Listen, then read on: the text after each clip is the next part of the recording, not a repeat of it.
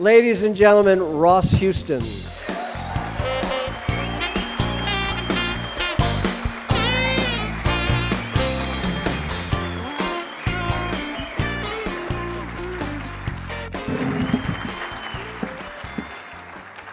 There's Jeannie. There she is.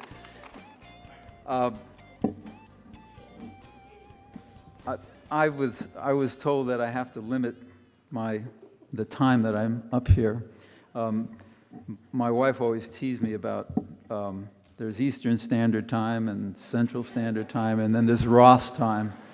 And so I did make some notes and wrote down a few things last night that I think will probably keep me on track.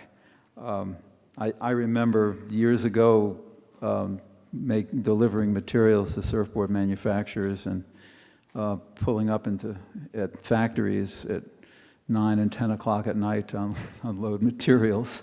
So again, I'm going to try to stay on track here.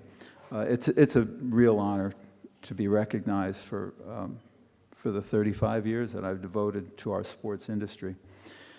I've always tried to remain in the background as a supplier to my customers and in providing the Surf Expo venue for them to market their products. Being recognized by the Hall of Fame for my work is truly meaningful to me.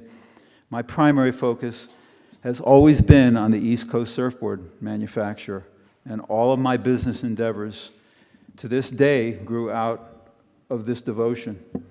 Surf Expo, Atlantic Surfing Materials, Atlantic Surf Foam, all grew out of our sport and the boards that enable us to have such joy and satisfaction from riding waves.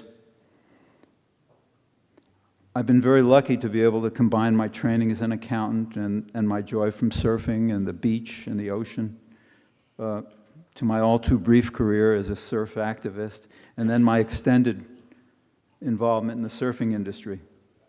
You never know where the paths in your life are going to take you, and as Hunter pointed out, I wasn't involved in the industry at all, and I was working on trying to get Miami Beach opened up for more legal surfing, and I met Bill Whitman at that time, and he invited me. He befriended me, and he invited me to take a trip with his family to the Far East. And I had been working for an accounting firm for 1 year. I was right out of college. And we were in a recession then, and I told my employers that if they didn't mind, I'd like to take a little vacation. I didn't tell them, I didn't know how long it would be, but it was 6 weeks, and when I got back, my job was not waiting for me when I returned. And because of that trip with Bill Whitman, who yesterday we saw what a real pioneer he was surfing in Florida in the 1930s. I mean, Dick and Murph and people like that, they're youngsters. We're all youngsters compared to Bill Whitman. So it was quite enlightening. And I didn't know this with Bill. I was not involved in the industry at all. We just had a really great time. It was a fabulous trip that I always remember to this day, and it was such a pleasure to see his kids, Bill's kids, after all these years. My interest in surfboard construction and materials has really kept me energized for all these years. If I were a better athlete, I probably never would have been lucky enough to do all the things that I've done. My wonderful wife, Jeannie, has sustained me and supported me as we pursued our businesses without any guarantee of success or much foresight into the future. Our mission in business includes the belief that our objectives must generally be the same as our customers' objectives. And we always viewed our customers as partners. We worked hard, really hard, and smart, and we always believed that the rest would take care of itself. Surfing, surf activism, Surf Expo, surfing materials, surf foam.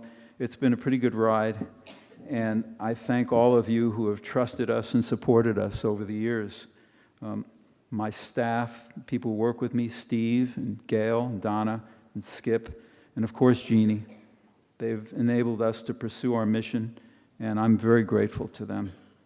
My congratulations to the other honorees, and all the members of the Hall of Fame, and I'm really very proud to be among them. One other thing I'd like to say, Bud Gardner, when I was in high school, I didn't surf in high school, and at Miami Beach High School, we had, at that time, a very outstanding basketball team. And I remembered walking in the halls and seeing this fellow who was about 6'5", and wondering, gee, why isn't he on the basketball team? There's 6'5", he should be there. And I never met him. I just saw him in the halls. I didn't know who he was. And 10 years later, at that time, we had a small warehouse in a not-so-nice neighborhood in Miami, and a fellow walked into the office to buy some materials from us to build boards. And we got to talking, and we found that we had known each other in a way in a prior life. It was Bud Gardner, and Bud Gardner's here tonight. So it's very strange world. Again, thank you all very much for this honor. I'll be forever proud of it.